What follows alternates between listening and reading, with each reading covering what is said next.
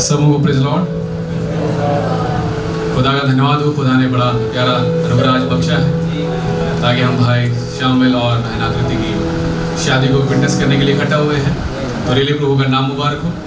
आइए हम इस सभा को शुरू करेंगे और अपने सरों को झुकाएंगे और आंखों को बंद करेंगे प्रार्थना में। हमारे जीवित उद्धारकर्ता प्रभु मसीह, हम आपका बहुत बहुत धन्यवाद देते हैं आज के इस प्यारे मौके के लिए प्रभु जो आपने आज हमें दिया, ताकि हम लॉर्ड आपके पास एक और संगति में प्रभु से बैठ सकें। लॉर्ड जी, हम आपका बड़ा धन्यवाद देते हैं आज के दिन को आपने ठहराया प्रभु, ताकि भाई सामिल और बहन आकृति का शादी प्रभु से आज हो सके। मैं इस बात के लिए आपका बहुत बहुत धन्यवाद देता हूँ। हम जब यहाँ पे उस शादी को विटनेस करने के लिए आए, जितने भाई बहन प्रभु आप हर एक को बहुत बरकत दें। आपने हर एक की आने में बड़ी मदद करी खुदा मसीह। हर एक चीज़ों का नियंत्रण अपने हाथों में लिया प्रभु मसीह। हर एक छोटे बड़े दुर्घटना एक्सीडेंट से शैतानी युक्त चला के उसमें बचाते हुए प्रभु आपने भवन ले आए। हम इस बात के लिए प्रभु आपका बहुत बहुत धन्यवाद देते हैं। आपने हमारे बीच में हमारे अजीज पास्टर भाई पास्टर श्री लाल को खुदा मसीह, भाई राजीव को खुदा मसीह, भाई अजय बेंजामिन को खुदा मसीह, भाई सुन गैलर को खुदा मसीह दिल्ली से ले आए। हम इस बात के लिए आपका बहुत बहुत धन्यवाद देते हैं। और लॉर्ड जीसस, और जब हम यहाँ प्रभु मसीह के नाम में इकट्ठा हुए हैं और ठीक आपने वायदे के मुताबिक हमारे बीच में उपस्थित है, क्योंकि जैसा आपने कहा जब मेरे नाम से दो इतने इकट्ठे होते हैं उनके बीच में मैं उपस्थित होता हूँ। प्रभु से मेरे आपसे प्रार्थना है कि आप आज शाम और सवेरे दोपहर प्रभु रहम करें, ताकि प्रभु फिर से लौट हम आपको उस कार्य को करते हुए देख सकें प्रभु, जो आपने खुदा मसीह पहली बार आदम को हवा से जोड़ा था। खुदा मसीह वो खुदा मसीह को तस्वीर प्रभु जो मसीह की दुल्हन की प्रभु आज वो यहाँ पे हम पूरा होते हुए देख सकें। खुदा आपसे बड़ा रहम चाहते हैं। जब आप के आगे की सारी गरवाई को प्रभु आप ही की सामर्थ्य तो सौंपते हैं। आप रहम करें, गीतों को गाया जाना, वचन का पढ़ा जाना, प्रचा जाना, हर एक चीज़ों का नेता अपने हाथों में लें। और वो फिर से खुदा स्कूल के पीछे में से होते हुए भाई पास्टर लाल से बेहोते हुए प्रभु हमसे बोले बातचीत करें। मैं हर एक बातों बरकतों आशीषों के लिए धन्यवाद देता हूँ और इस सभा का संपूर्ण नियंत्रण खुदा आप ही के सामर्थ्य हाथों में देते हुए ये छोटी सी दुआ प्रार्थना हमारे उद्धार करता प्रभु यीशु मसीह के नाम मान लेते हैं, आमीन। Thank you so much, thank you. आइए हम खुदा की तारीफ में गीत गाएंगे। आज का दिन यहोवा ने बनाया है और प्रभु की हम तारीफ करेंगे।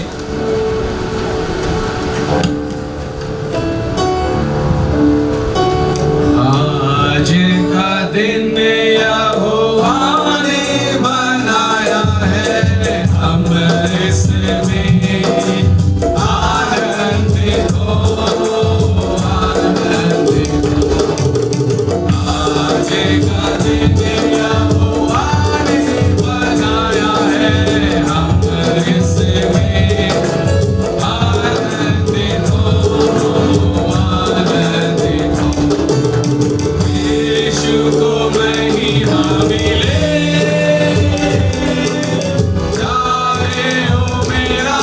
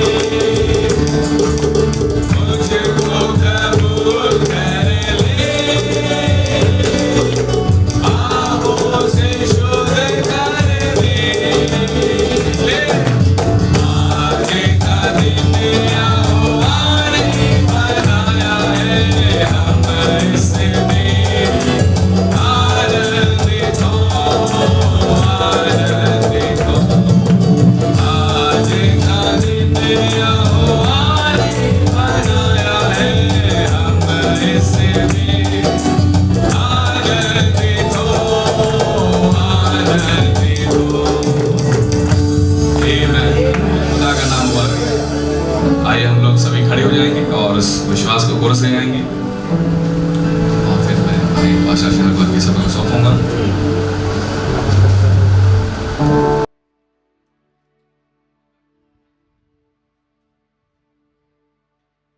आइए हम उस विश्वास के कोरस को गाएं, अपने हाथों को उठा करके। Only believe, only believe, all things are possible. Only believe, my Lord, I believe, my Lord, I believe that all things are possible. My Lord, I believe. Jesus is here. My sweet Jesus is here. That all things are possible. My Jesus is here. Verses. My Jesus is here.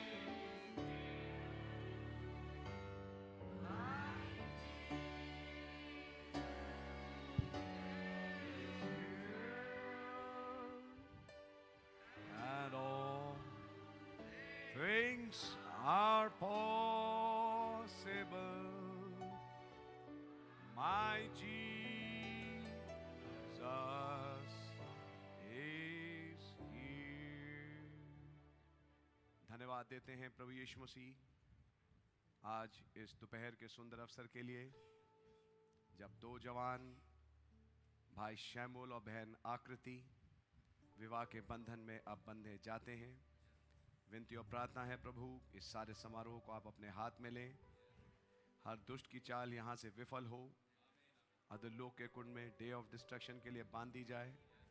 ना मुझे, ना मेरे परिवार, ना मेरी कलीसिया, ना यहाँ जितने भी पास्टर्स बैठे हैं वो, उनके परिवार, उनकी कलीसियाएँ और तमाम जितने भी आए हैं, किसी को भी वो दुष्ट आत्मा अटैक ना करें, वरना अधोलोक के कुंड में डे ऑफ डिस्ट्रक्शन के लिए बांध दी जाएँ। हमारे बीच में आए प्रभु जी और इस सभा को आप ही संपन्न करें। प्रभु यीशु मसीह के नाम से मांगते हैं, आमीन। जमात बैठ सकती है।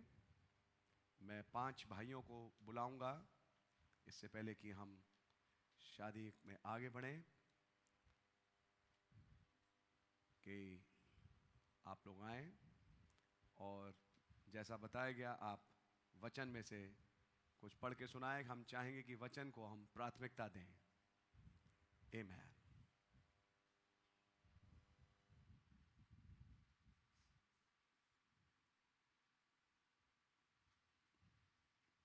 पढ़ें भाई। प्रकाशित वाक्य और उसका 19वां अध्याय 7 से 9।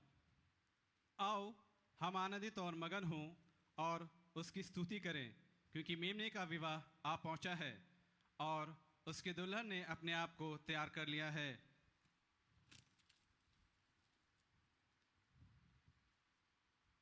उसको शुद्ध और चमकदार महीन मलमल पहनने का अधिकार दिया गया, क्योंकि उस महीन मलमल का अर्थ पवित्र लोगों के धर्म के काम है।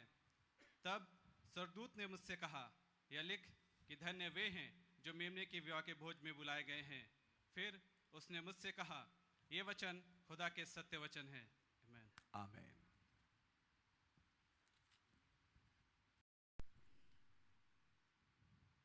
श्रेष्ठ गीत अध्याय 2 1 से 4। मैं शारोन देश का गुलाब और तराइयों में का शोषण फूल हूँ। जैसे शोषण फूल कांटीले पेड़ों के बीच वैसे ही मेरे प्रिय युवतियों के बीच में है।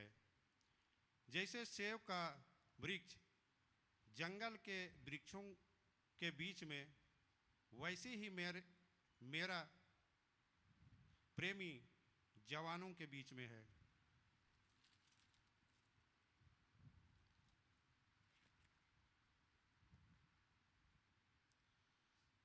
मैं उसकी छाया में होकर बैठ गई और उसका फल मुझे खाने में मीठा लगा।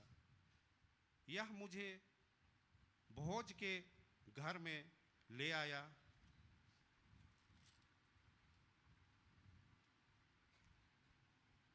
और उसका जो झंडा मेरे ऊपर फहराया था वह प्रेम था। आमीन। God bless you. प्रेम धीरजवंत है और कृपालु है। प्रेम डाह नहीं करता, प्रेम अपनी बड़ाई नहीं करता और फूलता नहीं। वह अनरीति नहीं चलता, वह अपनी भलाई नहीं चाहता। झुंझलाता नहीं, बुरा नहीं मानता। कुकर्म से आनंदित नहीं होता, परंतु सत्य से आनंदित होता है। वह सब बातें सह लेता है, सब बातों की प्रतीति करता है, सब बातों की आशा रखता है, सब बातों में धीरज धरता है। प्रेम कभी टलता नहीं। भविष्यवाणियाँ हों तो समाप्त हो जाएंगी, भाषाएं हों तो जाती रहेंगी, ज्ञान हो तो मिट जाएगा, क्योंकि हमारा ज्ञान अधूरा है और हमारी भविष्यवाणी अधूरी। परंतु जब सर्वसिद्ध आएगा तो अधूरा मिट जाएगा। जब मैं बालक था तो मैं बालकों की नाई बोलता था, बालकों का मन था, बालकों की सी समझ थी। परंतु जब सयाना हो गया तो बालकों की सी बातें छोड़ दी। अब हमें दर्पण में धुंधला सा दिखाई देता है, परंतु उस समय आमने सामने देखेंगे। इस समय मेरा ज्ञान अधूरा है, परंतु उस समय ऐसी पूरी रीति से पहचानूंगा जैसे मैं पहचाना गया हूँ। और पर अब विश्वास, आशा, प्रेम, ये तीनों स्थायी हैं, पर इन सब में सबसे बड़ा प्रेम है। आमीन। नीति वचन 31:10-31। भली पत्नी कौन पा सकता है, क्योंकि उसका मूल्य मूंगों से भी बहुत अधिक है। उसके पति के मन में उसके प्रति विश्वास है और उसे लाभ की घटी नहीं होती। वह अपने जीवन के सारे दिनों में उससे बुरा नहीं वरन भला ही व्यवहार करती है। वह ऊन और सन ढूंढ कर और अपने हाथों से प्रसन्नता के काम करती है। वह व्यापार के जहाजों के समान है। अपनी भोजन वस्तुएं दूर से मंगवाती है। वह रात को उठ बैठती है और अपने घराने को भोजन खिलाती है और अपने दासियों को अलग अलग काम देती है। वह किसी खेत के विषय में सोच विचार करती है और उसे मोल ले लेती है और अपने परिश्रम के फल से दाग की बारी लगाती है। वह अपनी कटी को बल के फेटे से कसती है और अपनी बाहों को दृढ़ बनाती है। वह परख लेती है कि मेरा व्यापार लाभदायक है। रात को उसका दिया नहीं बुझता। वह टेरन में हाथ लगाती है और चरखा पकड़ती है। वह दीन के लिए मुट्ठी खोलती है और दरिद्र को संभालने के लिए हाथ बढ़ाती है। वह अपने घराने के लिए हीन से नहीं डरती, क्योंकि उसके घर के सब लोग लाल कपड़े पहनते हैं। वह तकिए बना लेती है। उसके वस्त्र सूक्ष्म सन और बैजनी रंग के होते हैं। जब उसका पति सभा के देश के पुनियों के संग बैठता है, तब उसका सम्मान होता है। वह सन के वस्त्र बनाकर बेचती है और व्यापारी को कमरबंद देती है। वह बल और प्रताप का पहरावा पहने रहती है और आने वाले काल पर हंसती है। वह बुद्धि की बात बोलती है और उसके वचन कृपा की शिक्षा के अनुसार होते हैं। वह अपने घराने के चाल चलन को ध्यान से देखती है और अपनी रोटी बिना परिश्रम नहीं खाती। उसके पुत्र उठ उठ कर उसको धन्य कहते हैं। उसका पति भी उठकर उसकी ऐसी प्रशंसा करता है। बहुत सी स्त्रियों ने अच्छे अच्छे काम तो किए हैं, परंतु तू उन सबों में श्रेष्ठ है। शोभा तो झूठी और सुंदरता व्यर्थ है, परंतु जो स्त्री यहोवा का भय मानती है उसकी प्रशंसा की जाएगी। उसके हाथों के परिश्रम का फल उसे दो और उसके कार्यों से सभा में उसकी प्रशंसा होगी। उत्पत्ति उसका 2 अध्याय उसकी 18वीं आयत से इस प्रकार लिखा है।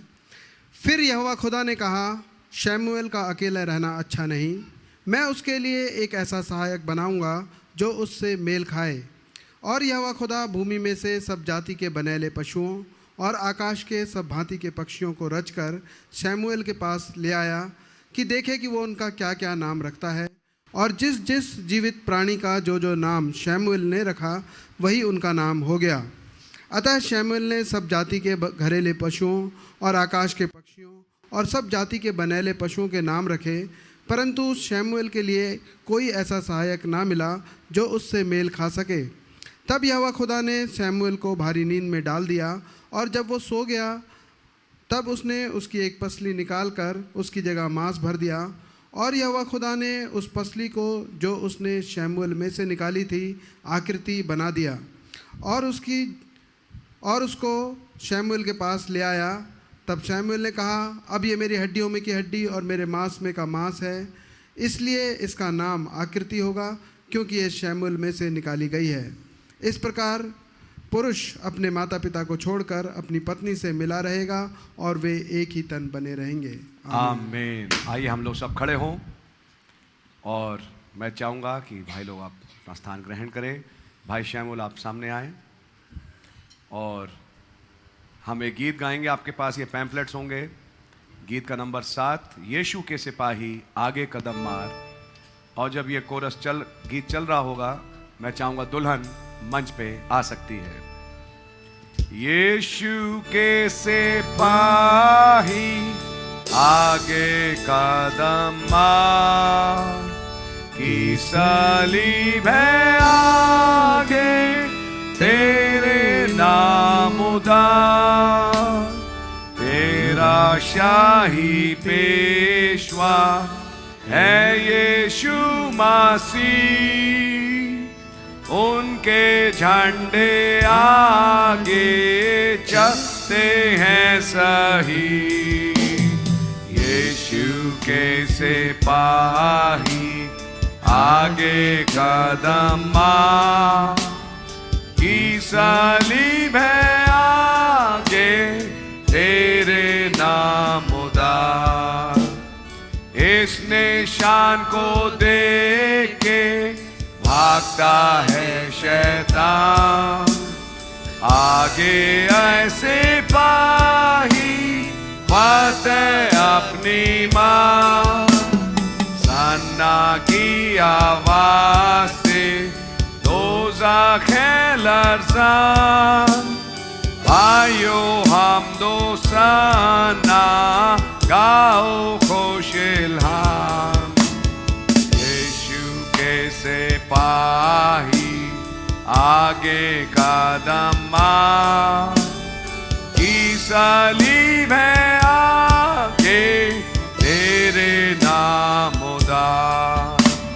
लश्कर सी कलीसिया जंग में चढ़ती है, साबिक के बुजुर्ग को याद में रखती है।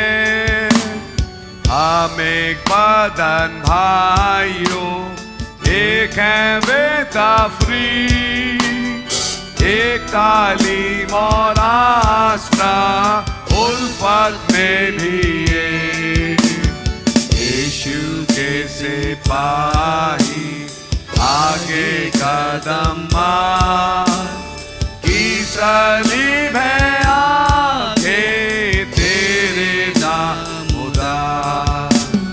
राज और तख्त है फानी, राज है बेकयाम, यीशु की कलीसिया रहती तदावाम। ये है उनका वायदा की सब इख्तियार, दोज़ख का ना गालिब होगा ना कामगार। यीशु के सिपाही आगे कदम मार, की सलीब है आगे तेरे नाम उदार। जमात बैठ सकती है। मुझे एक माइक चाहिए। आप बेटा ये उसको फादर को दे दीजिए। सब लोग बैठ जाएं प्लीज, अपना स्थान ले लें।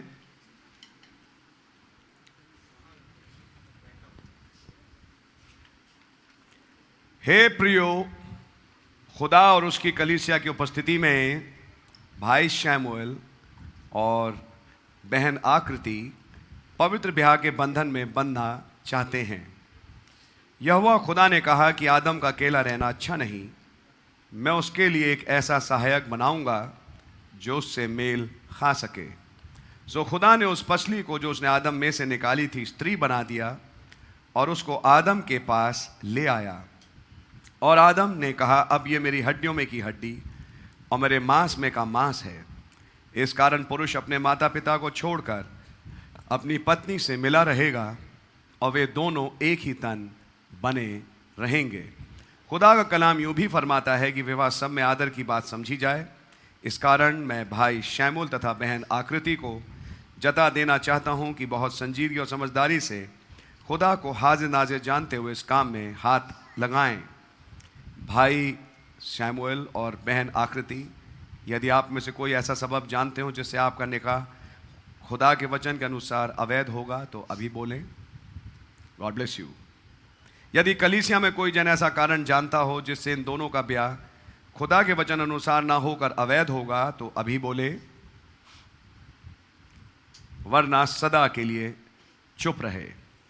मैं 2 पास्टर्स बुलाऊंगा। मैं सबसे पहले बुलाऊंगा अपने पास्टर भाई अरविंद टिग्गा को कि आप एक प्रार्थना करें प्यारे भाई कि जब ये अहद पैमान करते हैं इन लोगों को खुदावन बुद्धि दें कि ये सही अहद पैमान कर सकें। आमीन। आप दुआ करें भाई।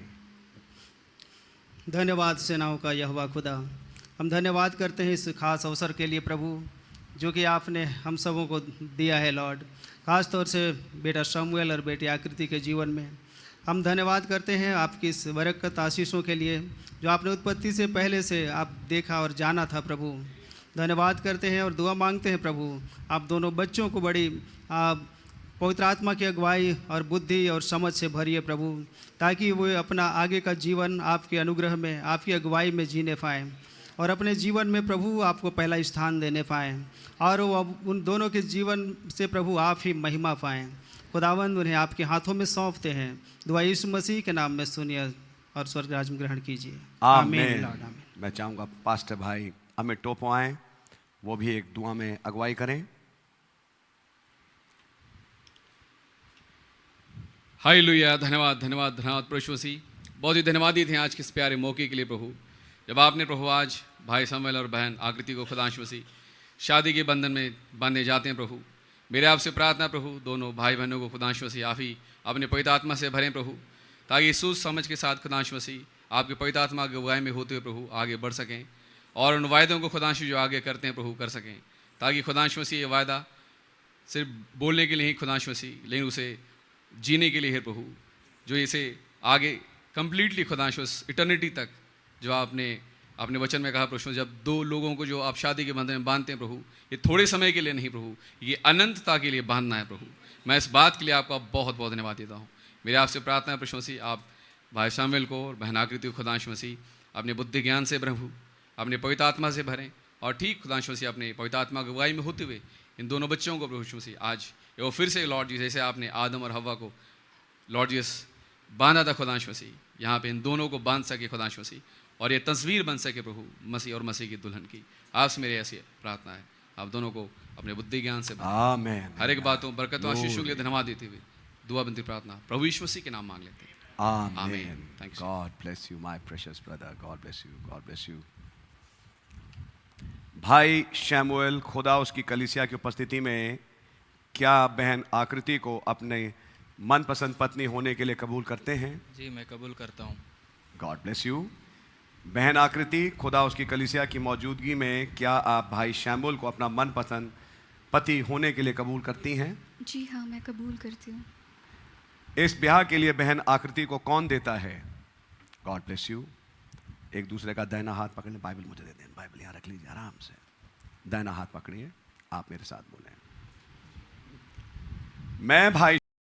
मैं भाई शैमुएल तुझ बहन आकृति को तुझ बहन आकृति को प्रभु यीशु मसीह के नाम में प्रभु यीशु मसीह के नाम में अपनी मनपसंद पत्नी अपनी मनपसंद पत्नी होने के लिए कबूल करता हूँ और वायदा करता हूँ कि खुदा के वचन के मुताबिक तुझसे प्यार करूँगा जैसा मसीह ने भी कलीसिया से प्रेम करके अपने आप को उसके लिए दे दिया। तुझको निर्बल पात्र जानकर तेरा आदर करूँगा तेरी चिंता करूँगा और सब कुछ छोड़ तुझ ही से मिला रहूँगा ये समझकर कि हम दोनों जीवन के वरदान के वारिस हैं उद्धार और सिद्धता के मार्ग में खुदा के वचन के अनुसार जो उन्होंने अपने दास प्रेरितों और भविष्यवक्ताओं को दिया प्रतिदिन आगे बढ़ने में तेरी सहायता करूँगा। हाथ पकड़े रहें। बहन आकृति, क्या आप भाई शैमुएल के वादों को कबूल करती हैं? जी हाँ। अब आप मेरे साथ बोलें। मैं बहन आकृति आप भाई शैमुएल को प्रभु यीशु मसीह के नाम में अपना मनपसंद पति कबूल करती हूँ और वायदा करती हूँ कि जब तक हम दोनों जीवित रहेंगे खुदा के वचन अनुसार आपको प्यार करूंगी पूरी रीति से आपके अधीन रहूंगी जैसा प्रभु के आपको अपना सिर मानूंगी अपना चाल चलन पवित्र रखूंगी और सबको छोड़ आप ही से मिली रहूंगी जिधर आप जाएं उधर मैं भी जाऊंगी जहां आप टिके वहां मैं भी टिकूंगी आपके लोग मेरे लोग होंगे आपका खुदा मेरा खुदा होगा और जहां आप मरे वहां मैं भी मरूंगी और वहीं मुझे मिट्टी दी जाएगी और मृत्यु को छोड़ यदि और किसी कारण से मैं आपसे अलग हूँ तो प्रभु यीशु मसीह मुझसे वैसा ही वरन उससे भी अधिक करें। ये समझकर कि हम दोनों जीवन के वरदान के वारिस हैं प्रभु के मार्ग में आगे बढ़ने के लिए मैं संपूर्ण योगदान दूंगी। God bless you. पकड़े रहें हाथ। भाई शैमुएल, क्या आप बहन आकृति के वायदों को कबूल करते हैं? जी हाँ, मैं कबूल करता हूँ। हाथ छोड़ दें। अंगूठियां।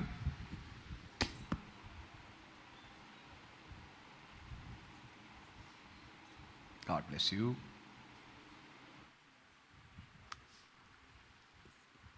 प्रभु का धन्यवाद हो। आज भाई शैमुएल और बहन आकृति ने एक दूसरे के साथ ब्याह के वायदे किए हैं और नबी ने समझाया कि जब कोई अहद पैमान होता है तो उसकी चिन्हानियाँ होती हैं और चिन्हानियाँ हमेशा डिस्प्ले होती हैं। तो मैं इनको डिस्प्ले करना चाहूँगा सबके सामने। ये हैं वो अंगूठियाँ जो अब ये एक दूसरे को पहनाने जा रहे हैं। आइए एक प्रार्थना करें। प्रभु यीशु मसीह, इन अंगूठियों को मैं आपके लहू के नीचे लाता हूँ कि ये शादी आपके लहू के नीचे बंध जाए। दुआ है जब एक दूसरे को पहनाते हैं प्रभु जी, तो खुदावन यीशु मसीह ये शादी आपके यहाँ भी दर्ज हो और आज का दिन एक मेमोरियल हो इन दोनों के लिए कि आज के दिन हम दोनों की शादी हुई। आपका नाम मुबारक हो प्रभु यीशु मसीह के नाम से, आमीन।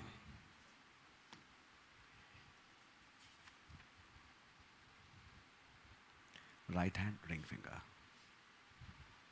Right hand ring finger, yes वाला यस यस। वहीं पकड़ के रहिएगा।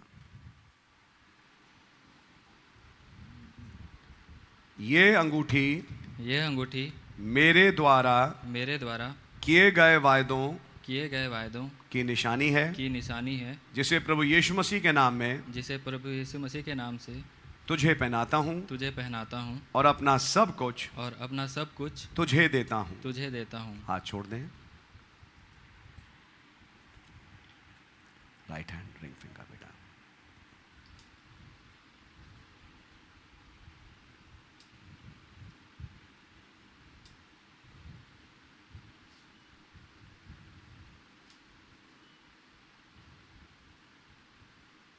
आमेन। मेरे साथ बोलें, ये अंगूठी मेरे द्वारा किए गए वायदों की निशानी है, जिसे प्रभु यीशु मसीह के नाम में आपको पहनाती हूँ और अपना सब कुछ आपको देती हूँ। God bless you. आप दोनों मुझे फेस करें। भाई शैमुएल और बहन आकृति के आपसी इकरार के मुताबिक जिन्होंने खुदावन यीशु मसीह और उसकी कलीसिया के सामने मिलकर किए हैं, मैं भाई शैमुएल और बहन आकृति को पति और पत्नी करार देता हूं। जिन्हें खुदा ने जोड़ा है उन्हें अब कोई अलहदा ना करे। आमीन। आइए अपना सर झुकाएं, एक दुआ करेंगे। प्रभु यीशु मसीह, आपका हृदय से धन्यवाद देते हैं जिसने पहली शादी बागेदन में करी। आज खुदावन आपके ही परिवार में एक शादी और हुई है, भाई शैमुएल और बहन आकृति के रूप में। दुआ है खुदावन आपके लहू के नीचे ये शादी बंध जाए। विनती और प्रार्थना है हर दुष्ट की चाल से भाई शैमुएल और बहन आकृति को आप बचाएं, वरन खुदावन आप इन्हें फलवंत बनाएं। विनती और प्रार्थना है प्रभु यीशु मसीह, तौफीक दें कि आपका पवित्र आत्मा इन्हें लीड और गाइड करे, वरन ये आपके साथ रैप्चर में जाने वाले हों। इस कपल के द्वारा, जैसे अक्विला और प्रिस्किला के द्वारा कई और बचाए गए, कई और भी खुदावन आपकी रोशनी पाएं। फिर मेरी दुआ है अब्राहम की, इसहाक और याकूब की आशीषें इनके घराने में टिकें, चाहे खेत की, चाहे गर्भ की, चाहे आसमान की, चाहे ज़मीन की, चाहे समुद्र की गहराइयों की, जो भी आशीषें हैं वो इनको मिलें। आपका नाम मुबारक हो। प्रभु यीशु मसीह के नाम से मांगते हैं, आमीन। आए हमारे बाप, आप जो आसमान में हैं, आपका नाम पाक माना जाए, आपकी बादशाही आए, आपकी मर्ज़ी आसमान में पूरी होती है, ज़मीन पर ही पूरी हो। हमारे रोज़ की रोटी आप हमें बख्श दें, और जिस तरह उस माफ़ करते हैं आप भी हमारे कसूरों को माफ़ फरमाएं। हमें आजमाइश में ना पड़ने दें, बुराई से बचाएं, क्योंकि बादशाही, कुदरत और जलाल हमेशा आपका ही है। आमीन। अब जो तुम्हें ठोकर खाने से बचा सकता है और अपनी महिमा की भरपूरी के सामने मगन और निर्दोष करके खड़ा कर सकता है, उस अद्वैत खुदा हमारे उद्धारकर्ता की महिमा और गौरव और पराक्रम और अधिकार हमारे प्रभु यीशु मसीह के द्वारा सनातन काल से हैं, अब भी हों और युगान युग रहें। आमीन। Praise the Lord. आइए हम लोग सब खड़े हो जाएं और हम एक कोरस गाएंगे। एक मिनट रुकिएगा। और वो है, काश की यीशु की खूबियां मुझ में हो। जब ये कोरस चल रहा होगा, मैं चाहूंगा दोनों एक दूसरे का हाथ पकड़ के, कहां बैठेंगे लोग? मेरे ख्याल में आगे की 2 सीट्स आप खाली कर दें। 1 मिनट। मैं चाहूंगा दूल्हा दुल्हन एक दूसरे को फेस करें और दूल्हा दुल्हन के ऊपर से वेल को हटाए।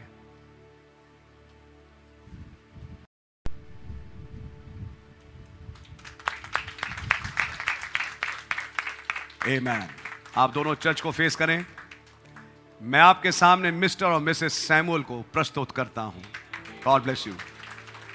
God bless you. खुदावन का नाम मुबारक हो। आइए हम इस कोरस को गाएंगे, काश की यीशु की खूबियां मुझ में हो। मैं चाहूंगा दूल्हा दुल्हन एक दूसरे का हाथ पकड़ के सामने की जो 2 कुर्सियां हैं उन्हें ग्रहण करें। काश की यीशु की खूबियां मुझ में हो, उनका जोश और मोहब्बत में ले मुझको रूह इलाही पाए और फिर मुझको झेलना ताकि यीशु की खूबियां मुझ में हो।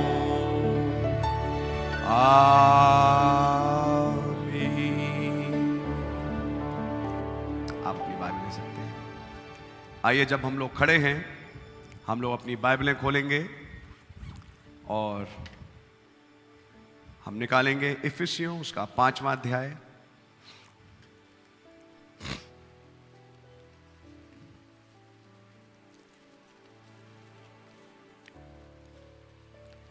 और हम लोग पढ़ेंगे उसकी 22वीं आयत से उसकी 33वीं आयत तक।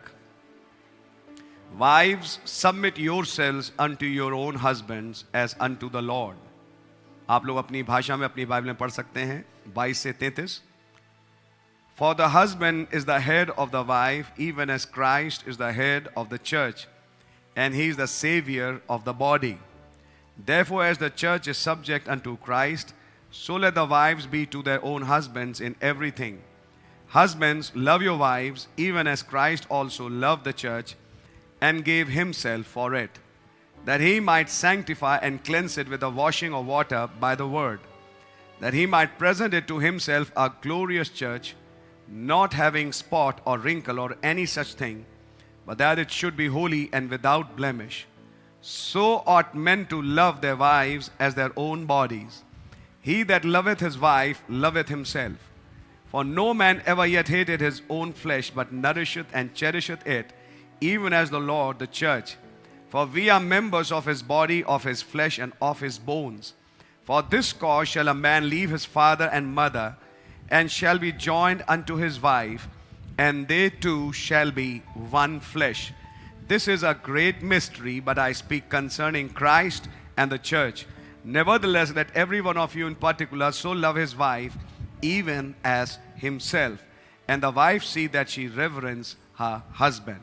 प्रभु जी धन्यवाद देते हैं इन वचनों के लिए। हमसे आइए बातचीत करें और इस नए कपल को आप कुछ समझाएं और उसके माध्यम से हम सब से भी बात करें। प्रभु यीशु मसीह के नाम से आमीन। बैठ सकते हैं।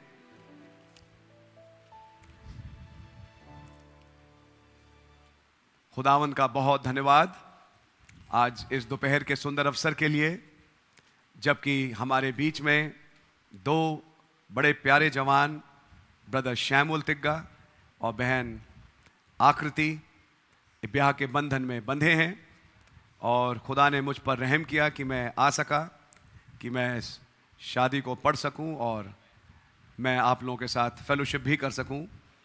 यूं तो भाई मुझसे कितनी बार कह चुके भाई कब आप आ रहे हैं रांची, लेकिन वही है, मौका लग नहीं पाया। लेकिन खुदा का धन्यवाद आज एक मौका लगा है, और वो भी दोहरे ओकेजन पे, जबकि सुबह हम एक भवन की फाउंडेशन स्टोन रख के आ रहे हैं और अब दोपहर को एक शादी। खुदावन का नाम मुबारक हो, प्रभु के नाम की तारीफ हो। तो मैं सोचने में विवश हुआ, क्योंकि ये घटना मेरे साथ एक बार पहले भी हुई कि मुझे वहाँ क्या थोड़ा फ़र्क था कि मुझे एक भवन का डेडिकेशन करना पड़ा, और डेडिकेशन के बाद फिर एक शादी पढ़नी पड़ी। आप लोग हैं मेरे साथ? तो क्या भवन का शादी से कुछ लेना देना है? तो मैं सोच रहा था, तो थैंक गॉड मैं अपनी किताब पता नहीं क्यों रख के लाया, तो मुझे अपने पुराने नोट्स मिल गए। तो मैं जब पढ़ने लगा तो मैं तो मगन हो गया, क्योंकि खुदावन ने कई बातें दिखाई जो कि मैं फिर कोशिश करूंगा कि मैं आपके सामने भी रखूं।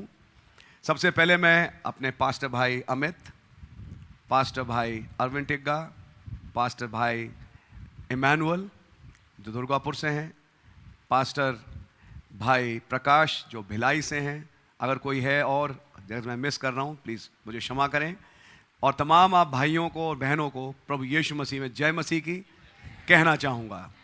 गॉड रियली ब्लेस यू, खुदा का नाम मुबारक हो। God bless you all. और मैं देख रहा हूँ डाल्टनगंज से हमारे भाई आए हैं, डोडराय भाई, प्रभु भाई को भी बड़ी बरकत दें। सो खुदावन के नाम की तारीफ हो।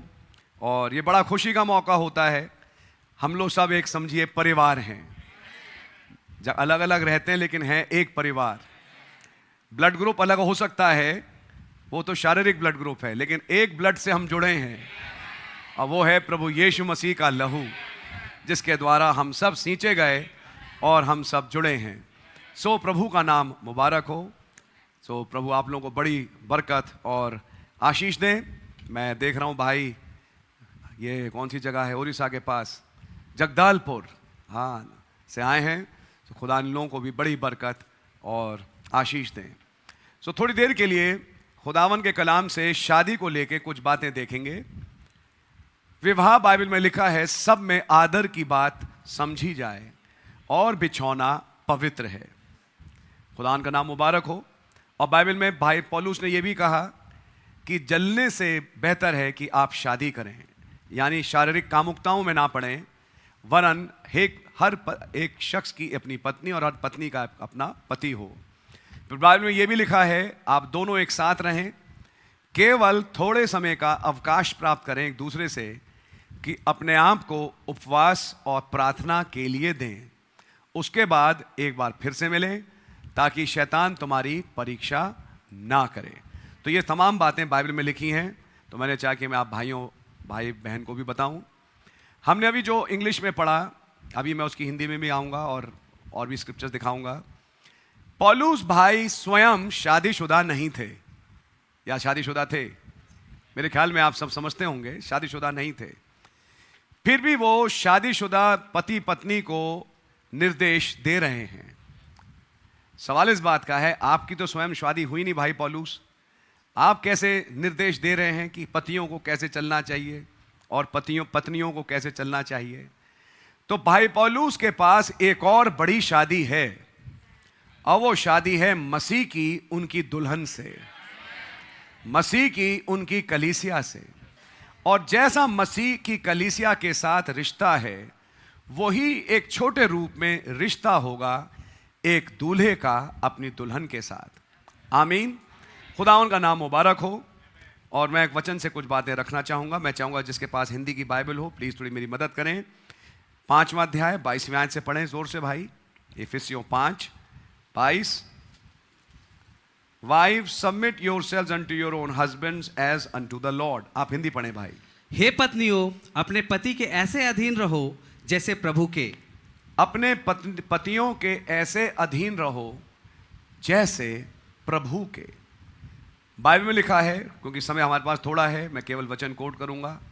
सारा अपने पति को प्रभु कहा करती थी। बाइबल लिखा है ये, जिसके लिए लिखा जिसकी तुम पुत्रियां हो। समझने वाली बात है कि जो पति है वो मात्र पति ही नहीं, वो उस छोटे से घर में प्रभु यीशु मसीह का स्थान ले रहा है। जो स्थान मसीह ले रहे हैं अपनी पूरी कलीसिया का, एक छोटे रूप में वो पति स्थान ले रहा है मसीह का अपने घर में। उसका ऐसा आदर करो जैसा प्रभु का। ना प्रभु का आदर जब करते हैं तो फिर इसका मतलब यह है कि अपने आप को उसके अधीन करते हैं। अधीन का मतलब अब जो आप समझाएंगे सिखाएंगे मैं उसके अनुसार चलूंगी, मैं अपनी अकल नहीं लगाऊंगी। खुदा का धन्यवाद। यहाँ हमारे पास एक सही तस्वीर है, क्योंकि भाई भी विश्वासी हैं और बहन भी विश्वासी हैं। तो जब विश्वासी भाई और बहन की बात आए तो ये बात बिल्कुल सच है कि विश्वासी भाई मसीह का स्थान लेता है, तो ज़रूरत है कि आप उसकी सुने, अपने आप को उसके अधीन करें। कभी कभी फैसले बड़े अजीब लग सकते हैं, लेकिन कहें जैसा आपका फैसला मैं आपके साथ चलती हूँ। मैं एक छोटा सा उदाहरण दूंगा। सारा कैसे अपने पति के साथ चली, एक छोटा उदाहरण एक ड्रामा के रूप में। एक दिन अब्राहम और उसके भतीजे लूत के बीच में टंटा हुआ चरवाहों को लेके, आपको याद है। और तब अब्राहम ने लूत से कहा, अगर तुम पूरब जाओगे तो मैं पश्चिम जाऊंगा, उत्तर जाओगे मैं दक्षिण जाऊंगा, तुम अपना रास्ता चुनो। तो पहली चॉइस लूत को दी। तो लूत ने कहा, ठीक है, अगर आपने मुझे चॉइस दिया तो मुझे ये हिस्सा दे दें जहाँ सदोम अमोरा है, क्योंकि यहाँ पानी बहुत अच्छा है, ज़मीन बहुत सिंची हुई है, और यहाँ पे हमारे गाय बैल सब बहुत बढ़िया आराम से रहेंगे। अब्राहम को मालूम है कि अगर इस साइड हरा भरा है तो इस साइड रेगिस्तान है। अब्राहम ने कहा कोई बात नहीं, जो हिस्सा आपने चुना आप वहीं जाएं। लूत ने घर जाके अपनी पत्नी से कहा आज काम हो गया, आज मालूम हमारे चाचा ने बोला कि तुम इधर जा सकते हो, अब हमारे और चाचा के बीच में कोई लड़ाई नहीं होगी। उन्होंने बोल दिया है कि तुम जाओ और ये जो अच्छा पानी वाला हिस्सा है अब ये हमारा ही है। तो लूत की पत्नी ने लूत से कहा कितने बुद्धिमान हैं आप, क्या बात है, और क्या बात है कि आप मेरी भी सुन लेते हैं, अच्छी बात है। चलिए थोड़ा आगे बढ़ें। इधर अब्राहम घर पहुंचे। घर पहुंच के उन्होंने अपनी पत्नी सारा को बताया कि अब हमें चलना पड़ेगा रेगिस्तान की तरफ। तो उन्होंने एक सवाल नहीं पूछा, वरन ये कहा जहां आप जाएं मैं आपके साथ हूं। अब रेगिस्तान में ना पानी है ना कुछ है, वहां पे खुदावन कुएं खुदवाएगा, जो होगा वो आप देखें, मैं तो आपके साथ चल पड़ी। यह है उत्पत्ति 13वां अध्याय। 14वें अध्याय में अब्राहम की मुलाकात मलकीसदक से हुई और 14वें अध्याय में पहला अनुभव लूत और लूत की बीवी का गुलामी। जब राजाओं ने चढ़ाई करी और बंधुआई बांध के ले गए तो लूत और लूत का परिवार भी बंधुआ बंध के चला गया। सो नई जगह शिफ्ट करने का पहला अनुभव उन्हें यह मिला कि वो बंधुए बन गए अपनी बीवी बच्चों समेत। इधर अब्राहम का पहला अनुभव मलकीसदक। तो कभी कभी हो सकता है कि हस्बैंड के फैसले समझ में ना आए, लगे ये तो बड़े बेतुके से फैसले हैं, लेकिन जब आप ये रेवलेशन प्राप्त कर चुकी कि ये हस्बैंड नहीं ये प्रभु का स्थान लेते हैं, अब इनके पास खुदा की समझ है, तो खुदावन अपनी समझ इनके थ्रू से मुझे लीड और गाइड करेंगे। मैं आपके साथ हूँ। हो सकता है थोड़ा शुरू में कष्ट उठाना पड़े, लेकिन बाद में आपके लिए वो बरकतें हैं जो आप सोच भी नहीं सकते। To cut a long story short, finally लूत की बीवी का स्वभाव आपको समझ में आएगा इस रूप से, वो एक्चुअली अपने पति के अधीन थी नहीं। जब दूत आए सदोम से उन्हें निकालने के लिए कि जाओ अब इस पहाड़ पे भाग जाओ, लूत भाग रहा है। एक वक्त को लूत ने समझ लिया, उसकी बेटियों ने समझ लिया, लेकिन लूत की पत्नी ने मुड़ के देखा, लिखा है बाइबल में, और जैसे ही मुड़ के देखा वो नमक का खंबा बन गई। जो आज भी पड़ा हुआ, लोग जाते हैं विजिट करते हैं, पूरी दुनिया से टूरिस्ट जाता है उस नमक के खंबे को देखने, वो आज भी है लूत की बीवी का नमक का खंबा। लूत की बीवी नमक का खंबा बन गई क्योंकि वो ना उसने खुदा की सुनी ना अपने पति की सुनी। इधर सारा जो अपने पति को प्रभु कहती थी, उसी 24 घंटे के अंदर जवान हो गई। ये लिखा नहीं, बाइबल में छिपा है। और जवानी नहीं हुई, वो उसने एक लंबी उम्र के बाद एक बच्चा पैदा किया जिसका नाम इसहाक रखा, जहां से हमारे प्रभु यीशु मसीह की वंशावली चालू हुई। सो याद रखें कि जब आप अपने आप को अपने पति के साथ ऐसे चलें कि आप मेरे प्रभु हैं, आप मुझे जहां ले जाएं मैं आपके साथ चलूंगी, आप नोटिस करेंगे कि आपकी खानदान में बरकतें ऑटोमेटिकली आएंगी और खुदावन आपको बहुत ब्लेस करेंगे। ये आप ही के लिए नहीं, हम सब के लिए है। तो ये है पत्नियों के लिए कि वो अपने आप को अपने पतियों के अधीन करें जैसा मानो प्रभु के, क्योंकि पति जो है वो पत्नी का सिर है। ये लिखा भैया 23वीं आयत पढ़िए। क्योंकि पति पत्नी का सिर है, यस, जैसे कि मसीह कलीसिया का सिर है। पति पत्नी का सिर है। मेरा विचार कहाँ आता है, हाथ में या सिर में? सर सोचता है, हाथ काम करता है। ऐसी अगर पति पत्नी का सिर है तो जो घर में सोच का काम है वो पति का है, और पत्नी का काम क्या है कि जो आपने सोचा उसको मैं कार्यान्वित करूं। आप लोग हैं मेरे साथ? जैसा मसीह ने भी आज जो मसीह को ले चुका और जिसकी शादी मसीह के साथ हो चुकी, अब मसीह उसका सिर बन गया। जब मसीह आपका सिर बन गया तो अब मसीह आपके लिए सोचते हैं। बाइबल लिखा, काश वो मन जो मसीह में था तुम में पाया जाए। खुदा का नाम मुबारक हो।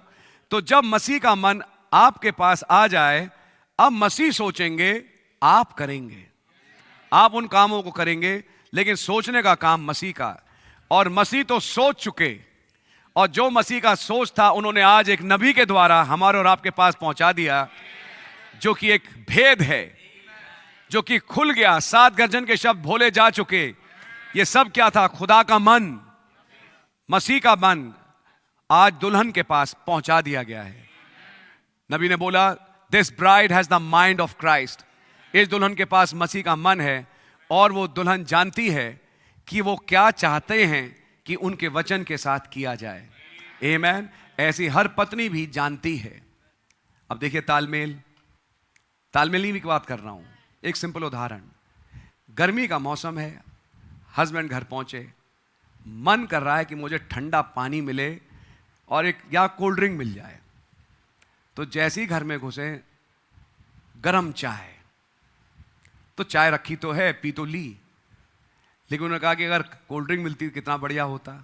अब आया सर्दी का मौसम, सर्दी के मौसम मन करता है गरम चाय मिले। तो जैसे ही घुसे, ये लीजिए स्प्राइट, दिसंबर के महीने में स्प्राइट पीजिए। मैं एक उदाहरण दे रहा हूं। तो क्या ये तालमेल सही है?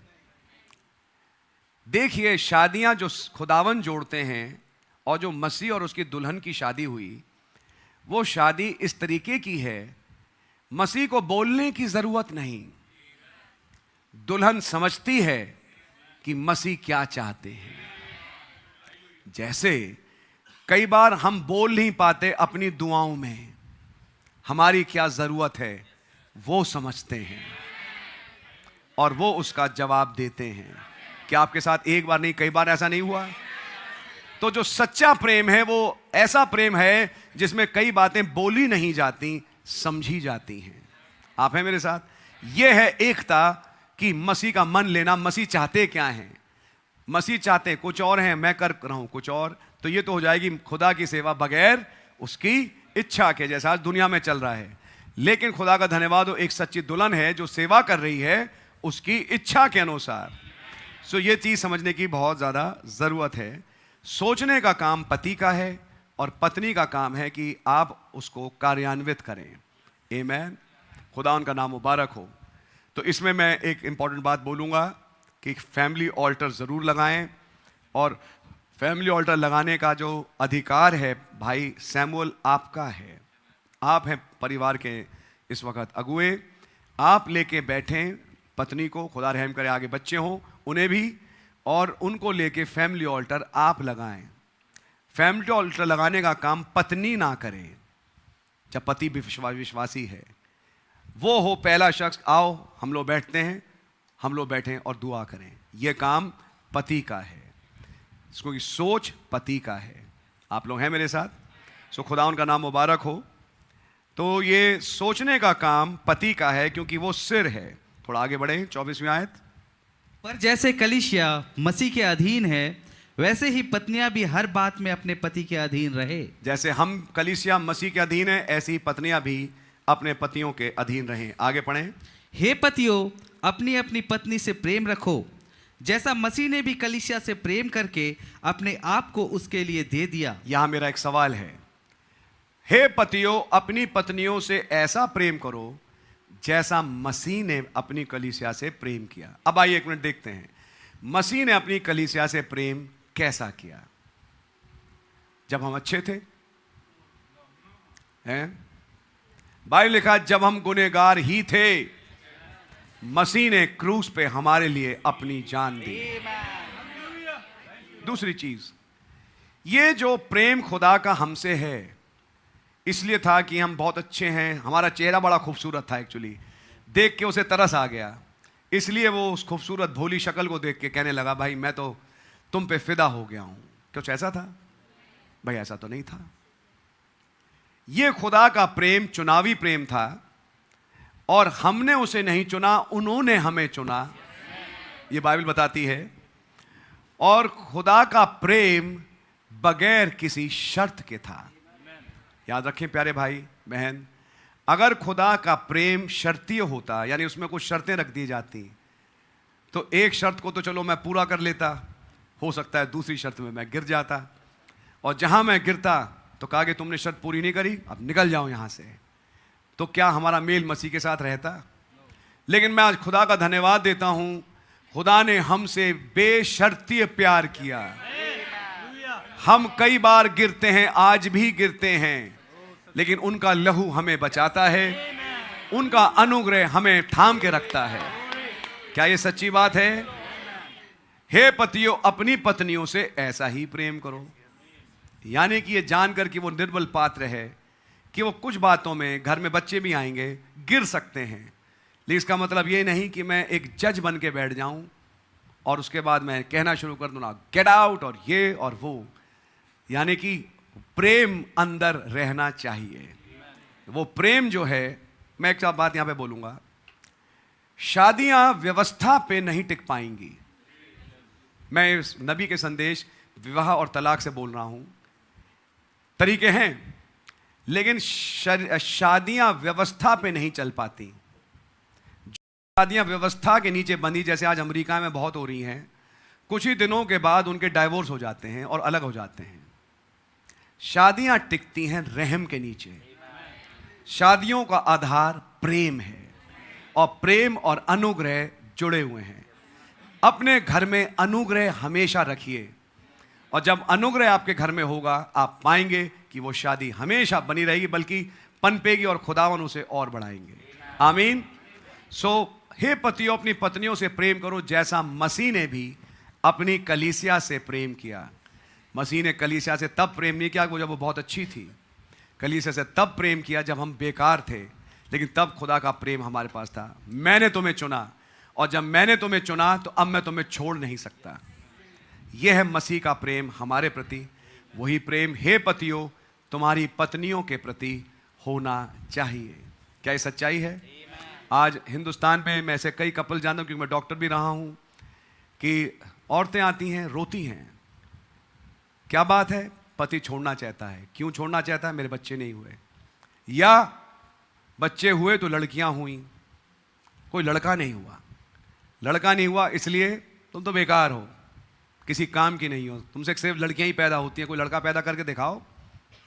अभी मेरे चर्च में ही कोई केस था, नाम नहीं लूंगा मैं किसी का, तो वो उस टाइम विश्वासी नहीं थी। वो अब बुजुर्ग हो चुकी हैं, काफ़ी बुजुर्ग हैं, तो उस टाइम वो विश्वासी नहीं थी। बाद में वो फेथ में आई तो उन्होंने बताया अपनी हिस्ट्री, कि मेरा पति तो मुझे छोड़ रहा था, कहता तुमने केवल लड़कियां ही पैदा करी, क्या है तुम्हारा फ़ायदा? बोलते तब मैं भीख मांगने जाती थी मंदिरों में, चढ़ावे चढ़ाती थी, तब मेरा एक बेटा हुआ। ऐसे करके उन्होंने अपनी कहानी, मतलब पुरानी बात है, सुनाई, और ये बात सच है। सच है, ये ऐसा होता है। या तो बच्चे ना पैदा हों, या लड़कियां ही लड़कियां पैदा हों। छोड़ो यार, बेकार औरत किसी काम की नहीं है। प्यारे भाई बहन, बाइबल में फिलिप्पुस एक है, उसकी तो 4 बेटियां हैं। और आपकी समझ में आ रही है?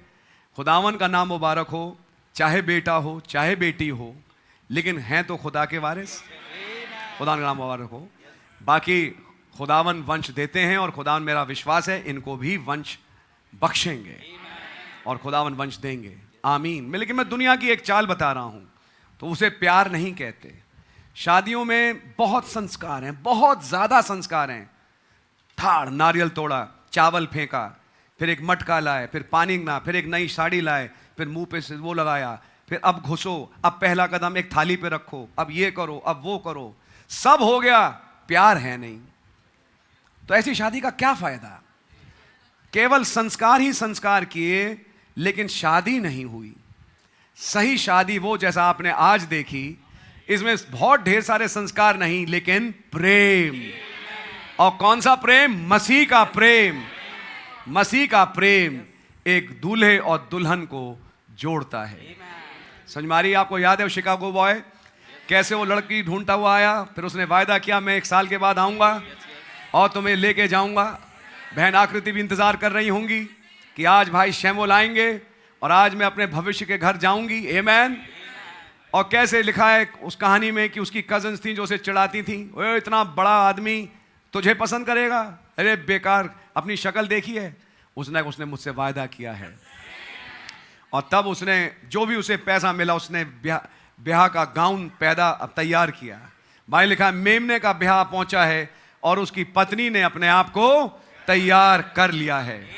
बस 5 और मिनट, बस 2 और मिनट, और जैसे ही टाइम हुआ वो धूल उड़ी और वो रथ आके खड़ा हुआ और वो उनके बीच में से निकल के चली गई अपने दूल्हे के साथ अपने भविष्य के घर में। ऐसे ही एक दिन अब यहां भी होने वाला है, रांची में धूल उड़ेगी और उसके बाद एक बवंडर आएगा, एक स्वीप आएगी सुबह 6 से 9 के बीच में, और अचानक पाएंगे कि कुछ लोग गायब हो गए, मसीह के साथ लोप हो गए। खुदावन का नाम मुबारक हो। यही होने जा रहा है। शादी के बाद क्या होता है? दुल्हन के घर से विदाई होती है।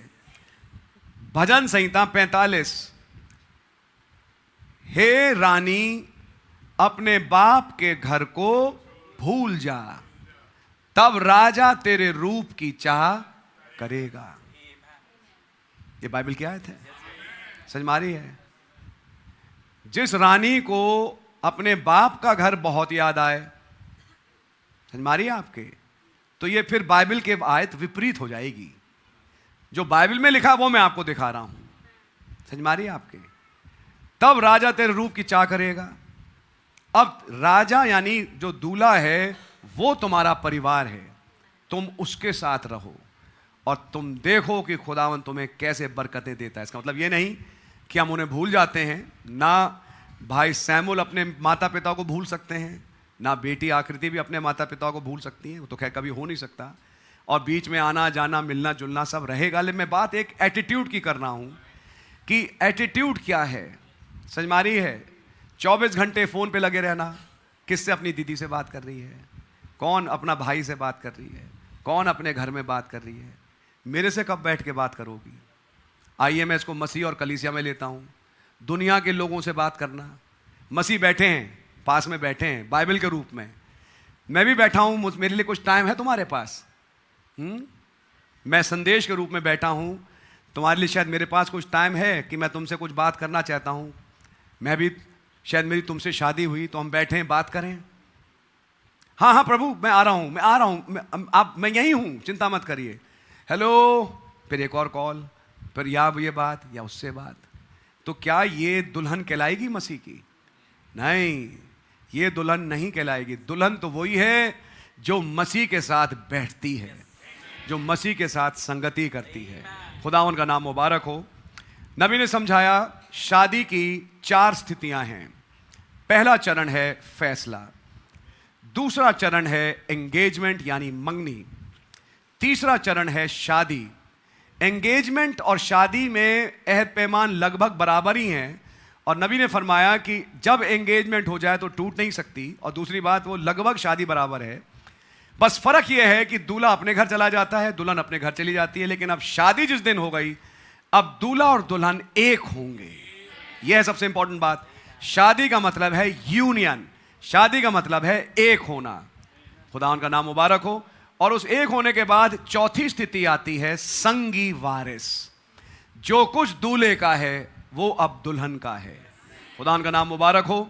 लूथर का युग जस्टिफिकेशन, वेस्ले का युग पवित्रीकरण, फिर शादी का युग आया पवित्र आत्मा का बपतिस्मा। समझने की कोशिश करिए, मैं इसको एक दूसरी तस्वीर में रख रहा हूं। एक्चुअली शादी का युग तो आज है, लेकिन मैं एक तस्वीर में रख रहा हूं चरणों में। पवित्र आत्मा का बपतिस्मा जब आया वो थी शादी, फिर उसके बाद संगी वारिस अडॉप्शन। ये तब आया जब नबी आए, संदेश आया जो आपको नए जन्म से लेके जा रहा है परिपूर्णता पे, कि वो ये कहें ये मेरा प्रिय पुत्र है, इसकी सुनो। तो वो समय आज है जिसमें मैं और आप चल रहे हैं। खुदा का नाम मुबारक हो। सो हे पतियों, अपनी पत्नियों से प्रेम करो जैसा मसीह ने भी अपनी कलीसिया से प्रेम करके अपने आप को उसके लिए दे दिया। ये थोड़ा कठिन काम है जो पति को करना पड़ता है, जो सही किस्म का पति है। उसे चुसना पड़ता है अपने परिवार के लिए। सही पति है। पति कई बार खानदान को परेशानियां नहीं बताता, लेकिन वो चुपचाप दिल में लेके सह लेता है। समझ मारिए आपके, वो दुआ में रहता है, खुदावन को खोजता है। लेकिन जैसा मसीह ने अपने आप को दे दिया, तो शादी में ये एक बहुत गहन कवनेंट है कि पतियों के लिए कि वो अपने आप को अपने पत्नी, अपने परिवार के लिए दे दें। लेकिन हाँ, पहला प्यार आप खुदा से करें, फिर अगला प्यार आपकी पत्नी।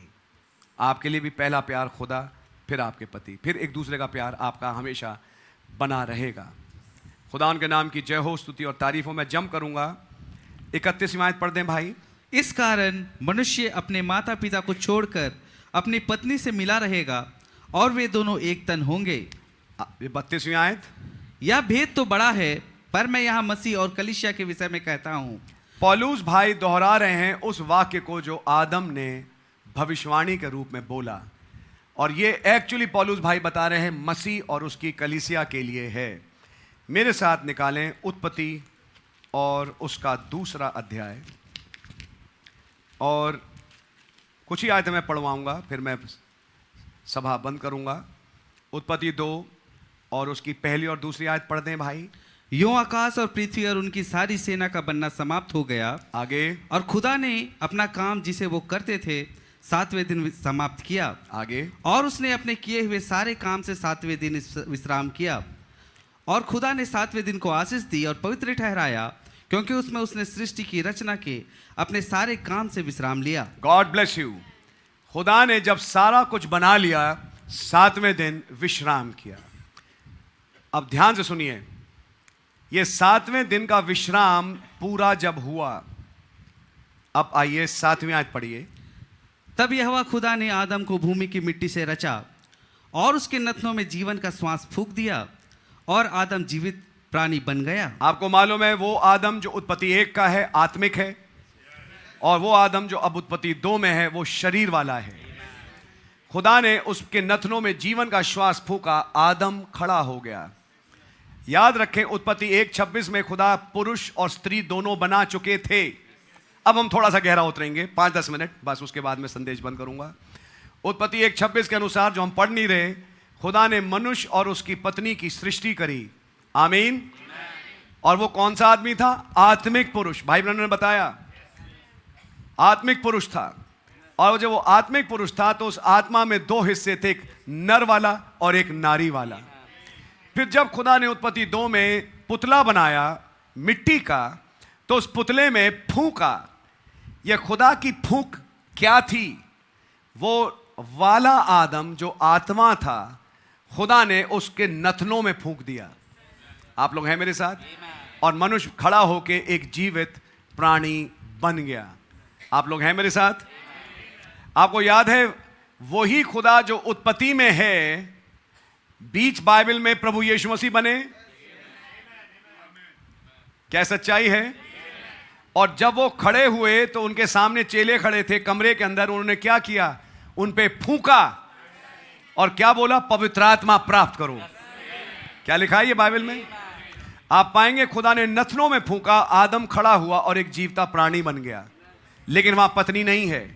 अब एक छोटा पीरियड गुजर रहा है कि पत्नी अभी आत्मा ही है, पत्नी शरीर नहीं बनी, पत्नी आत्मा ही है, लेकिन पुरुष शरीर में आ गया।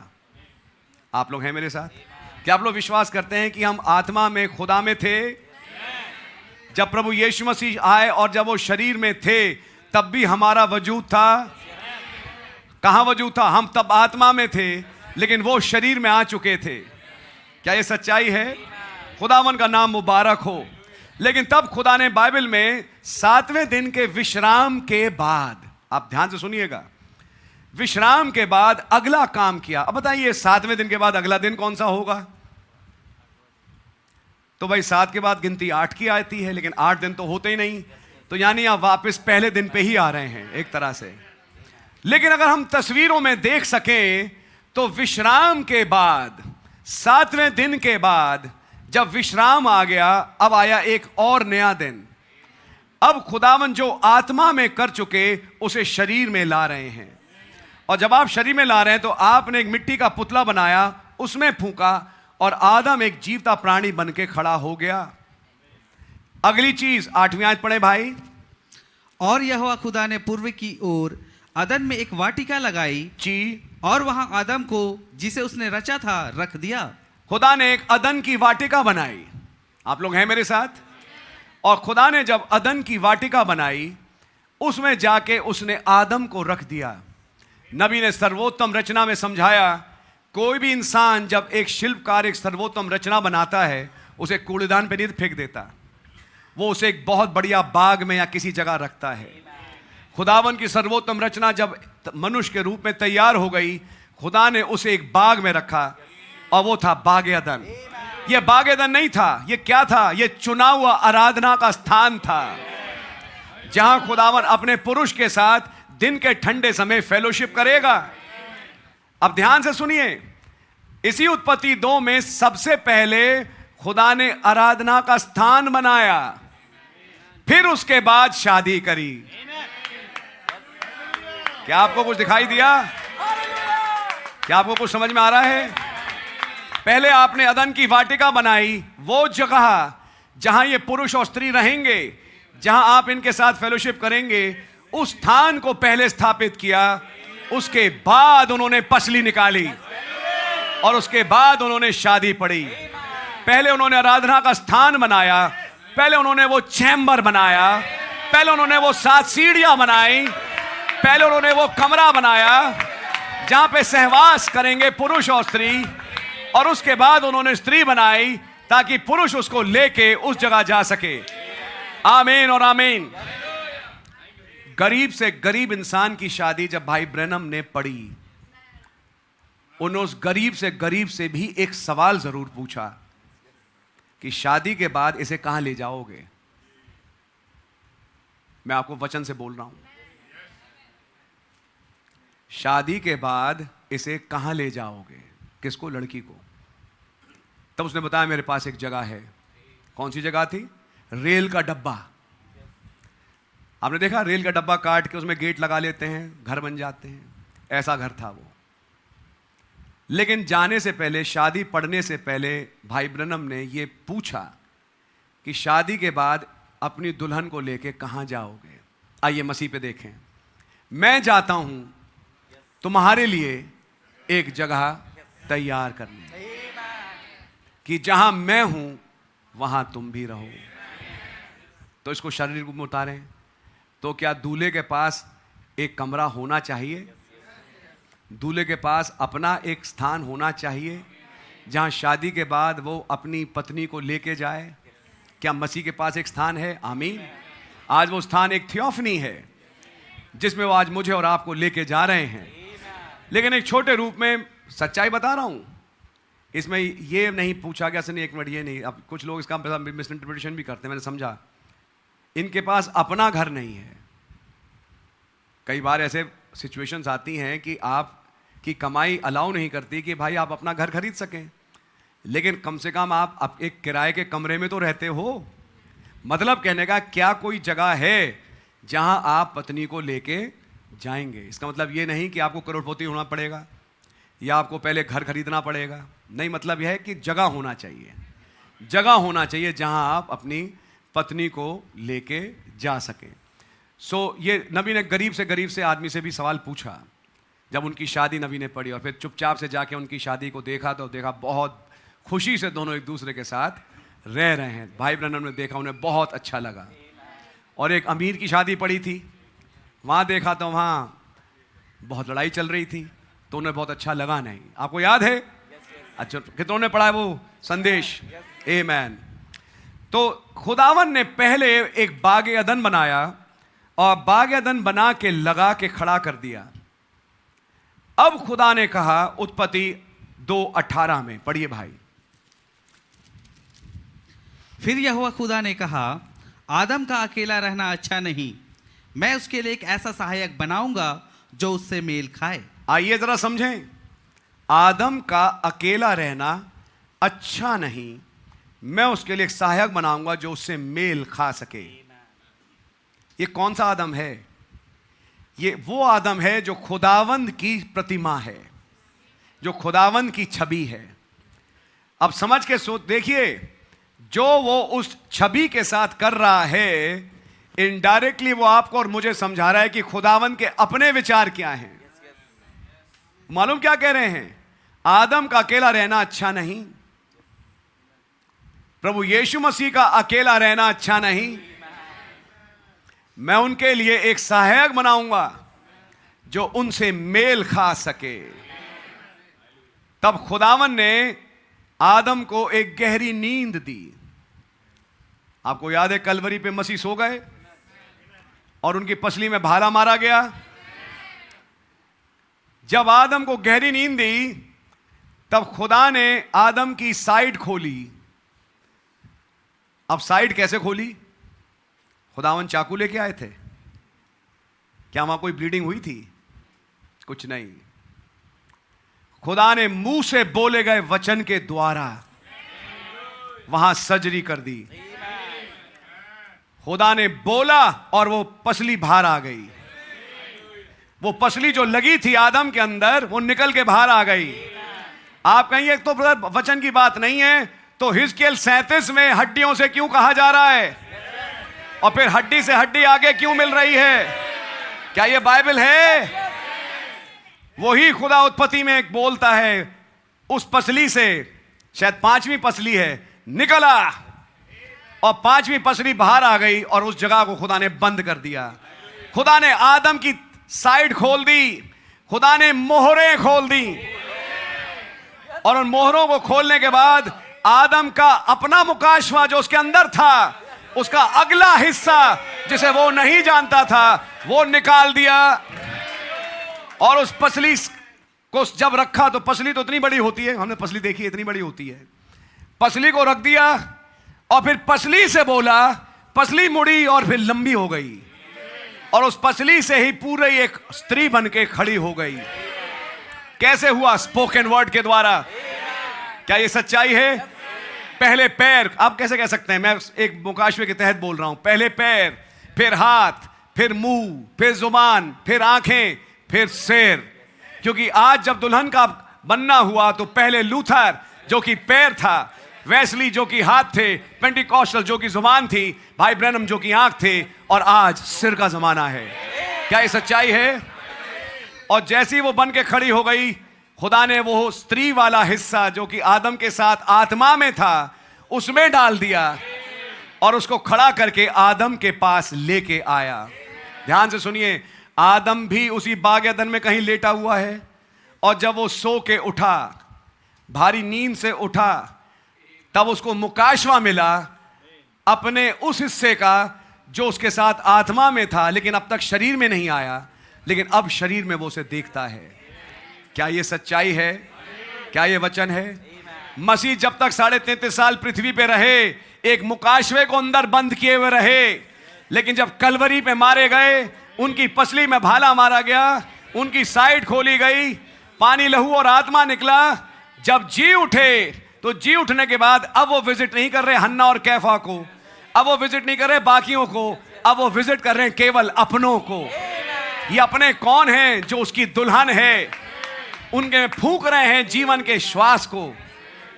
कहां मिले पहली बार? तस्वीर में देखते हैं, आदम ने हव्वा को कहां देखा? एक बाग में। तस्वीर में देखें, मसीह की कब्र कहां थी? बाग में। लिखा है बाइबल में।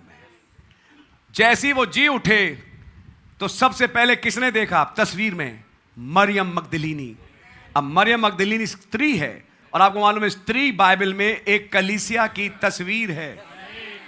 मसीह किससे मिल रहे हैं? मरियम मगदलीनी से, जो तस्वीर एक दुल्हन की है। कहां मुलाकात कर रहे हैं? जी उठने के बाद एक बाग में। आप लोग हैं मेरे साथ? ये सारी तस्वीरें बाइबल में हैं। खुदा उनका नाम मुबारक हो। अभी बहुत और गहराइयां हैं, लेकिन वो फिर सिर के ऊपर से जाएंगी कि मैं उन चीज़ों को ना रखूं तो बेटर है, क्योंकि अदरवाइज फिर वो चीज़ें एक दूसरी दिशा पकड़ लेंगी। लेकिन मैं चाहूँगा कि अपने आप को मैं सीमित रखूँ एक शादी से और इन शादी की बातों से। और मैं इतना बोलूँगा कि कैसे जब मसीह जी उठे, उन्होंने मरियम मगदलीनी से मुलाकात करी। उसके बाद वो तस्वीर है एक दुल्हन की, स्त्री कलीसिया को दर्शाती है, लेकिन एक बड़े रूप में देखें, अपने चेलों से मिले, इमाउस के रास्ते पे मिले, उनके सामने अपने आप को प्रकट किया और कहा कि वही जीवन जो मुझ में था अब तुम में जाने वाला है। और पेंतेकोस्त के दिन खुदावन ने उसी जीवन को उतार के 120 में उंडेल दिया, और वहां से एक कलीसिया चालू करी कि जो कोई हर युग में संदेश प्राप्त करता रहा, पवित्र आत्मा लेता रहा, वो उस देह का हिस्सा बनता चला गया। क्या ये सच्चाई है? खुदावन का नाम मुबारक हो।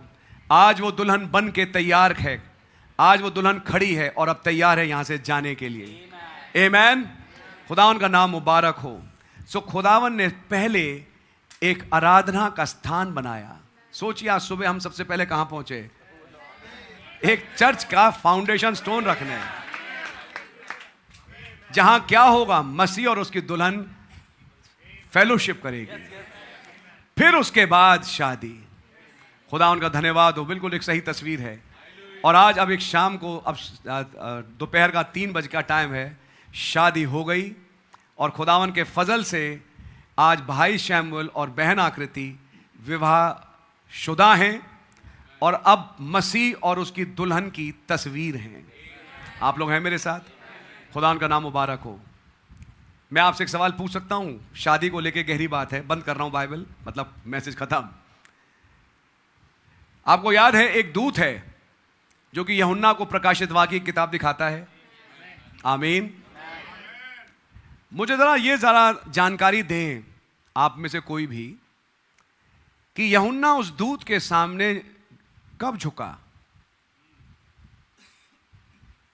चलिए मैं आपकी मदद करता हूं। तो झुका प्रकाशित 19 में। दूत ने कहा मेरे सामने मत झुक, मैं तो तेरा संगी भाई हूं। फिर दोबारा झुका प्रकाशित 22 में। क्या सच्चाई है? आप जरा उस आयत को देखना बाइबल में, क्योंकि अभी टाइम नहीं है, घर जाके। ये यूहन्ना कोई ऐरा गहरा आदमी नहीं है भाई, ये मसीह का चेला है, और वो भी खास चेला। खास चेला इतनी बड़ी गलती कर रहा है। और आप जानते हैं वो दूत कोई और नहीं, 7वां दूत था कि उसके सामने भी झुक गया। उससे 2-3 आयत पहले पढ़िए तो वहां यह लिखा है मेमने का ब्याह आ पहुंचा है। यानी जब मेमने का ब्याह पहुंचा, 7 दिन पूरे हो गए, 7 कलीसिया काल हो गए। अब 7वें युग, पेंटिकॉस्टल युग के बाद एक 8वां दिन लग रहा है आज। आप लोग हैं मेरे साथ? जब मेमने का ब्याह पहुंचा तो दुल्हन का पहला सदस्य जिसके साथ वो एक हो वो था भाई विलियम ब्रैनम। और जब वो भाई विलियम ब्रैनम के साथ एक हुआ तो यूहन्ना को ये पहचानने में थोड़ा मुश्किल हुई कि ये भाई विलियम ब्रैनम है या ये प्रभु यीशु मसीह है। ये कारण था शादी का। शादी शुरू हुई एक आदमी में, शादी शुरू हुई सन ऑफ मैन में, और सन ऑफ मैन में जब शादी शुरू हुई, सन ऑफ मैन में ही शादी खत्म होगी। क्यों? सन ऑफ मैन की मैनी मेंबर्ड बॉडी आज यहां बैठी है। एक समय बहुत जल्दी आ रहा है जब फर्क करना मुश्किल होगा कि ये भाई एंजेलुस हैं या भाई ये हैं या भाई वो हैं या भाई अमेटोपो हैं या ये भाई हैं या ये मसीह है। यही होने जा रहा है। खुदा उनका नाम मुबारक हो। यह है शादी का युग जब दूल्हा और दुल्हन एक हो चुके हैं। और ये एकता दिन ब दिन बढ़ती जा रही है और यहां तक बढ़ती है कि अब आपको यहां से लेके ही उड़ के चली जाए। सो गॉड रियली ब्लेस यू। आइए अपने सरों को झुकाएंगे। प्रभु यीशु मसीह आपका बड़ा धन्यवाद हो। कुछ विचारों को आपने आज शाम दोपहर को इस शादी में भाई शैमुएल की और बहन आकृति की रखने की तौफीक दी। भाई शैमुएल और बहन आकृति को बड़ी बरकत और आशीष दें। इसके बाद खुदावन जो ब्याह का भोज तैयार किया गया, हम लोग जाएं और उसमें शामिल हों। तमाम आए भाइयों बहनों को आप बड़ी बरकत और आशीष दें। पास्टर भाई अरविंद टिग्गा का परिवार, इधर भाई एंजेलुस बाखला का परिवार आपकी ओर से आशीषित हो। आपका नाम मुबारक हो। भाई शैमुएल और बहन आकृति हमेशा सरफराज हो और खुश रहें। धन्यवाद हो इस शादी को आपने ही संपन्न किया। अब हम जब उस वेन्यू पे पढ़ते हैं जहां भोजन का इंतजाम है, प्रभु जी समय से पहुंचें और सारे काम समय से निबट सकें। प्रभु यीशु मसीह के नाम से आमीन। आए हमारे बाप, आप जो आसमान में हैं, आपका नाम पाक माना जाए। आपकी बादशाही आए। आपकी मर्जी आसमान में पूरी होती है, ज़मीन पर ही पूरी हो। हमारे रोज़ की रोटी आप हमें बख्श दें और जिस तरह माफ़ करते हैं हमारे कसूरों को माफ़ फरमाएं। हमें आजमाइश में ना पड़ने दें, बुराई से बचाएं। बादशाही, कुदरत और जलाल हमेशा आपका ही है। आमीन। अब हमारे प्रभु यीशु मसीह का रहम, पवित्र आत्मा की रिफाकत और 7 दूतों का अभिषेक हम में से हर एक के साथ अब हो और हमेशा बना रहे। आमीन। आइए हम लोग सब खड़े हों प्लीज। मैं 1-2 बात बोल सकता हूं भैया? 1 मिनट। थोड़ा एक मेरी पर्सनल एक हिदायत है आप लोगों से, थोड़ा समय बचाने के लिए, कि हम एक गीत शुरू करेंगे। दूल्हा दुल्हन एक दूसरे का हाथ पकड़ के प्लीज नीचे जाएं और दूल्हा दुल्हन के साथ भीड़ ना एक साथ निकले प्लीज। भाई पास्टर अरविंद टिग्गा, आप आपका परिवार, और भाई एंजेलस बाखला आपका परिवार सबसे पहले निकल जाए, और निकल के सीधा भैया गाड़ी में बैठ के आप लोग वहां निकल जाएं। यहां बैठ के एक दो तस्वीरें चलिए खिंचवा लीजिए, लेकिन बाकी तस्वीरें आप वहां खिंचवा लीजिएगा। और मेरी फिर इनके बाद गुजारिश है, जो बाकी लोग भी जो निकलते हैं, कृपया एक दूसरे से ज्यादा बात ना करें, सीधा गाड़ी लेके उस स्थान पहुंचें जहां भोजन का इंतजाम है, वरना पहुंचते ही पहुंचते आपको 4 साढ़े 4 बज जाएंगे। आप लोग हैं मेरे साथ? हमें वो काम भी समय से करना है। सो इसलिए आप लोग एक दूसरे से यहां ना बात करें, तुरंत यहां से निकल के अपनी गाड़ियां लें और उस स्थान पहुंचें। तो आइए, हमारे पास एक गीत है और उस गीत को हम लोग गाएंगे। मैं भाई पास्टर भाई अमित टोपो बुलाऊंगा। होवेगी बरकत की बारिश, गीत का नंबर 3 है। और जब ये गीत चल रहा होगा तो भाई बहन, भाई सैमुअल और बहन आकृति, आप लोग प्लीज निकलिए अपने परिवार के साथ। आप लोग निकल सकते हैं। वो जो छोटे छोटे बच्चे थे जहां पर भी हैं, वो भी आपके साथ निकल जाएं। अब वो क्रूस उठाने की जरूरत नहीं है, उसका काम हो गया है। अगर वो नहीं है तो जो ब्राइड्समेड हैं, जो 2 लड़कियां, वो इनके साथ आप जा सकती हैं। तो आइए हम इस गीत को गाएं। होवेगी बरकत की बात, चलिए भाई, आने जरूर आवेगी ताजगी आसमान से, भेजेंगे जिसको मसीह, बरकत की बारिश, बरकत की बारिश भरपूर, रहम की बूंदें टपकती, पर बारिश हमको जरूर, होवेगी बरकत की बारिश।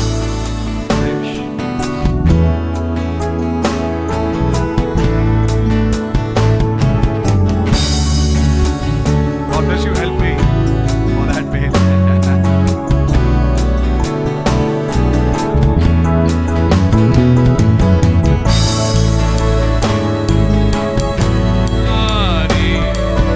बरकत की बारिश भरपूर, रहम की बूंदें टपकती, पर बारिश हमको जरूर, होवेगी बरकत की बारिश, काश अली होवे हम सब, यीशु आप ताजगी आवाज़ से वायदे को पूरा करा, बरकत की बारिश, बरकत की बारिश भरपूर, रहम की बूंदें टपकती, पर बारिश हमको जरूर, होवेगी बरकत की बारिश, भेजे उसे अगली रात, मानते गुनाह जब हम अपने,